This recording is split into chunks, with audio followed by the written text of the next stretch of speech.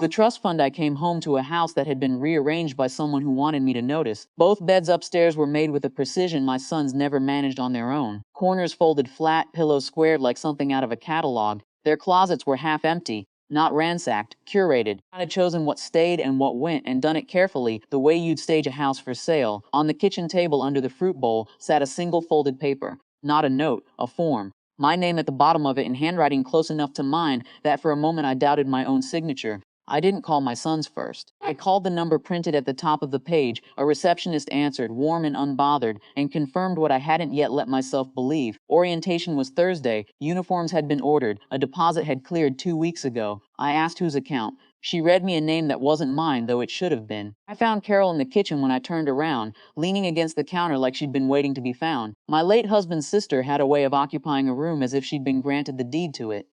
They needed structure, she said, before I'd asked anything. You've had a hard year.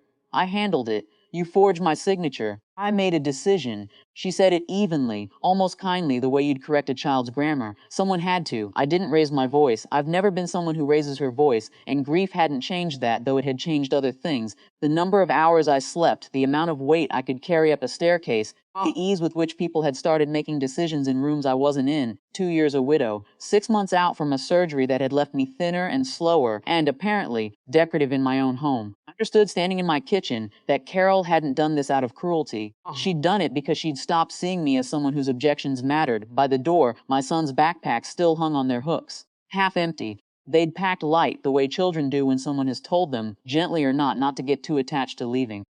I stood there a long time looking at those hooks. You can't do anything about it now, Carol said behind me. A small laugh escaped her, not unkind, almost relieved. It's already paid for. I said nothing. I have learned that silence unsettles people who expect to fight far more than a fight ever could. For the following week, I did not argue. I visited the boys on Saturday, brought them the socks they'd forgotten, sat through an awkward dinner in a dining hall that smelled of steam trays and floor wax. I asked questions that sounded like small talk. Who funds the scholarship program? How tuition assistance gets distributed? Whether the school had a benefactor board and who sat on it? I already knew the answer. I had simply forgotten in the fog of that year that I was the answer 3 years earlier, in the raw months after my husband died. A financial advisor had helped me convert part of the settlement into an anonymous educational trust, a decision made less out of generosity than out of not knowing what else to do with money that felt too heavy to spend on myself. I hadn't followed it closely since. I hadn't needed to. It ran quietly the way I'd wanted it to. It ran quietly enough, in fact, that no one, not the school, not Carol, not even my sons, knew the trust subsidizing half their enrollment contracts belonged to a woman they now assumed had no say in anything. The tuition meeting was scheduled for the following Tuesday. Carol came, uninvited but unsurprised to be included. She had, after all, been the one to enroll them. The finance director, a soft-spoken man with reading glasses pushed up into gray hair, greeted me the way people greet someone whose name they've seen far more than they've seen her face. Mrs. Ellison, we're honored to finally meet you in person. Carol's expression didn't change right away. It took a moment, the particular kind of stillness that comes right before understanding arrives. The Ellison Trust, he continued, sliding a folder toward me, has covered scholarship gaps here since it was established, including, as it happens, both boys' places this term.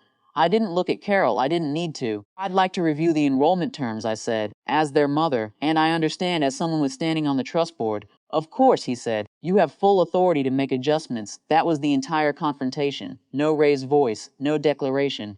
Just a woman with reading glasses confirming, out loud, in a room with witnesses, that I had never lost the authority Carol assumed I didn't have. I had only stopped being asked. The boys came home 2 weeks later, not as a punishment to anyone, but because I wanted them home, and for the first time in a year, that reason was enough on its own. I didn't replace their backpacks. They came back scuffed at the corners, heavier than when they'd left, straps rethreaded where a buckle had broken. I hung them on the hooks by the door exactly as they were. Carol still comes to dinner sometimes. She doesn't make decisions in my house anymore, and she has never apologized, not directly. I've stopped waiting for that. What I noticed instead, weeks later, folding laundry in a house that finally felt like mine again, was smaller than an apology and worth more. I no longer felt the need to explain myself to anyone standing in my kitchen. That was the whole victory. I didn't need it to be louder than that.